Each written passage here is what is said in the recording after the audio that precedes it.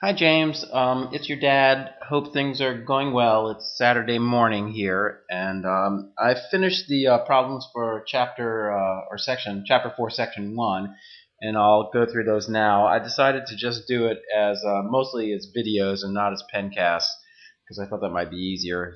So we'll see how it works. So anyway, the problem for problems 1, 6, and 9, it says use the factor theorem to determine whether x minus c is a factor of f. If it is, write f in factored form. So they give you a polynomial, like they give you this polynomial here, and they also tell you what c is going to be, and they want you to determine whether x minus c, which in this case would be x minus 3, equals or is a factor of the polynomial. So I suppose we should look at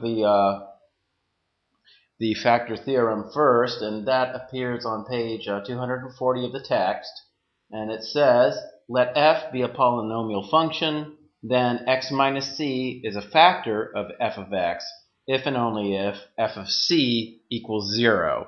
So basically what you need to do is put the c value, which is 3 here, into this polynomial and see if everything comes out to 0, and if it does, you'll know that x minus c, or in this case x minus 3, is a factor of the polynomial. So let's go ahead and check it. We check whether f of c, which is f of 3, equals 0. So we put all the 3's in where they need to go, and we calculate it out. And in this case, we find the answer is 61. So that's not 0. So that implies that x minus 3 is not a factor of f of x. So the first one was pretty easy. It's not a factor. For the next one, they give you this polynomial, 2x to the 6 minus 18x to the 4th plus x squared minus 9.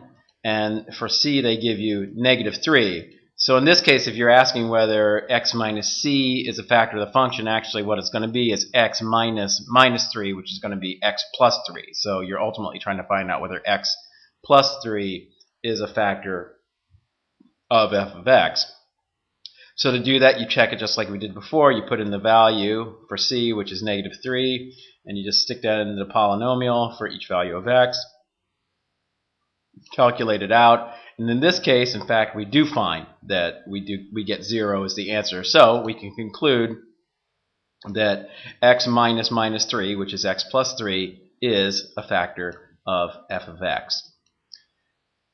So in order, they said if it turns out that it is a factor, they want you to write the function in factored form. So to do that, you can either use long division or this technique called synthetic division. I did have a short pencast explaining how to do synthetic division, but I'll go ahead and go through it here as well. So the way you do it is you take the, well, for example, if you had x minus a number like x minus 4, you'd put down positive 4 at this point. But here we have x plus 3, so you have to put down the negative of the number here. So instead of having 3 here, you'd put minus 3, and you do that in the case where the factor you're trying to test for or divide through with is positive up here. If this had been x minus 3, this would have been a positive 3 down here, but since it's x plus 3, it's a negative 3 down here.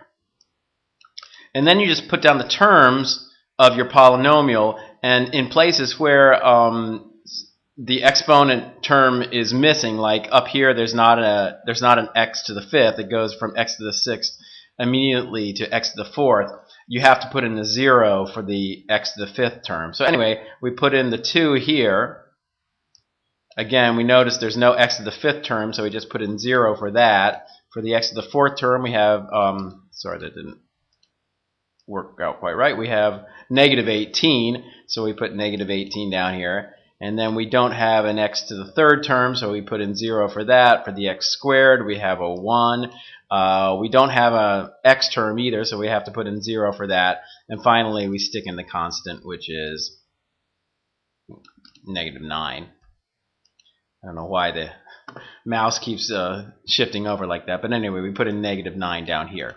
All right, so to deduce synthetic division, you take down the first term automatically. So the 2 just comes down automatically. And then you multiply 3, or negative 3 rather, times 2 to get negative 6, and then you add the next row. So 0 plus negative 6 is going to equal negative 6. And then you take negative 3 times negative 6, and that's going to give you positive 18. And then you add those together, and that's going to give you 0. And then negative 3 times 0 is going to equal 0. And then when you add those together, when you add those together, you're going to end up with 0 as the answer. And then negative 3 times 0 equals 0. 1 plus 0 equals 1.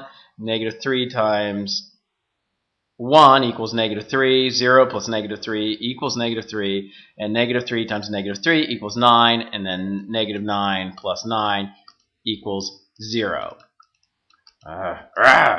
Negative 9 equals 0. Or plus negative 9 plus negative 9 equals 0.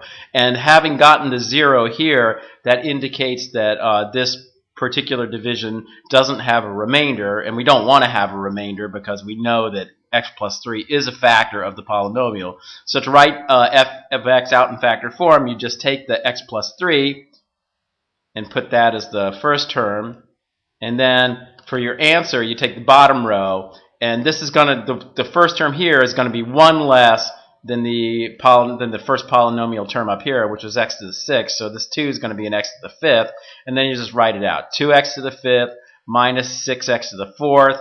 There's not a x to the 3rd or an x to the squared term, and then that would be plus x, and then minus 3 on the end of it. So that all writes out like this. So you find out that if you were to multiply this and expand it all out, you end up with the same polynomial. So that's f of x in factored form, and that's the answer for 6.